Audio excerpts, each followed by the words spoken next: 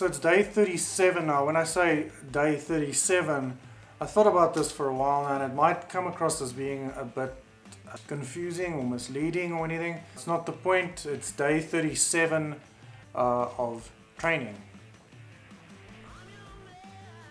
Stupid camera. Anyway, so it's day 37 of training, so 37 actual training days over 8 weeks. So if any of you are confused by that, it's not actually the 37th day as in only a month.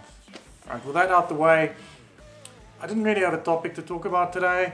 As I mentioned before, having to do videos every single day, you kind of run out of things to say, you kind of tend to repeat yourself sometimes. What I'm going to start doing is I will set out a plan for every week, every day, have a specific topic for that day, and I still need to show some nutrition stuff. I haven't forgot about that. That'll come though. In saying that I haven't really had much to say, I actually came up with 3 things to talk about. Whenever I think I haven't got anything to talk about, my overactive brain, along with the help of my girlfriend, you know, always kind of come up with stuff to say. So the first one is, I want to quickly talk about my upper body split today. I'm on a new program. It's a 6-day split. It's split up lower body, upper body, lower body, upper body, lower body, upper body. Like I mentioned, 6 days a week. And today was the first day of the upper body split, which was really nice. What I like about this training split is that it's only 5 exercises, unlike the previous one, which was up to 8, 9 exercises, even before I started doing cardio, but I'll get to that a little bit later. So this upper body split is pretty much a split where you are doing a small amount of exercises on the particular day for that particular body part. However, you kind of revisit that body part a little bit later on the week. So you don't overdo it on one specific day and then you have to wait 7 more days to kind of come back to that body part. It's a little bit now and then a little bit later in the week. So you kind of do it 2 to 3 times a week, some body parts, which I really enjoy. It also, you kind of don't feel overloaded. In saying that, I do have tremendous pain in my hamstrings from yesterday's work. So obviously what I'm doing now with the slower tempo actually does make a difference. I will also put the split at the bottom. Bloody hell. I'll also put the split in the bottom like I did with the previous day, so you can actually see, you can have a look at the tempos as well, and kind of maybe, you know, follow along, try the stuff. Maybe it'll work for you. It's the point of this whole thing is to kind of help you guys out there as well. So the second thing that I want to talk about is training time. Now when I talk about training time, I mean the length of your workout session. The last 8 weeks I have been on a program that in retrospect makes fuck all sense. Maybe for somebody that's on steroids, and I just have to kind of give you a little bit of context. The coach that I used was very open about it, which I appreciated. He used the steroids. I made it very clear that I am not going to use steroids. It's something I'm scared of. It's something that I don't find will be sustainable for me.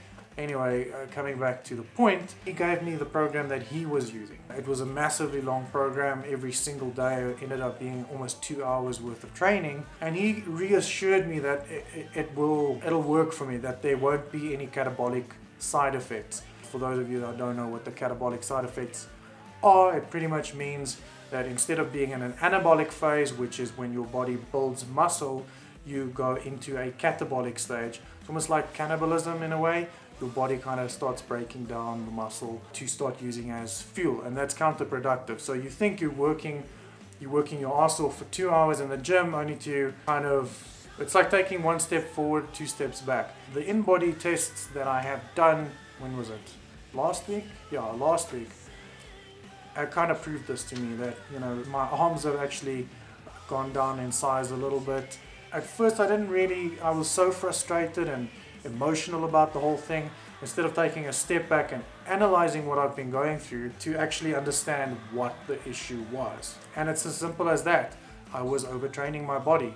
I'm not on steroids. I can't be training for 2 hours a day and expect not to kind of have some adverse or negative effect for my specific body part, that is. I can only talk about myself.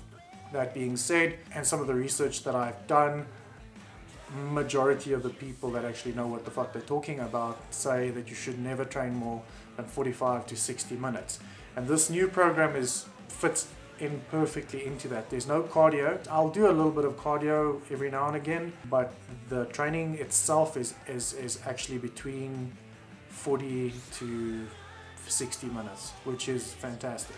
Obviously I'll be following this program for a while and see how it goes, but I'm already feeling completely different. I don't feel drained, my body is actually sore, so all in all it's going well.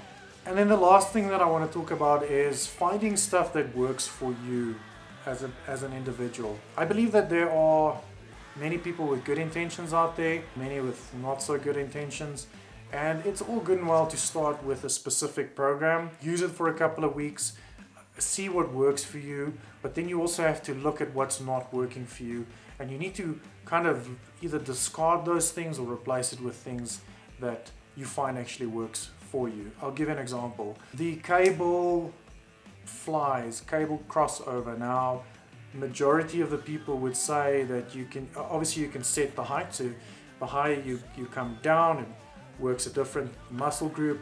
If you come down from the bottom up, it works another muscle group. If you come in from the side, it works another muscle group. Now, majority of the people would show you to do it with your wrists kind of showing towards each other.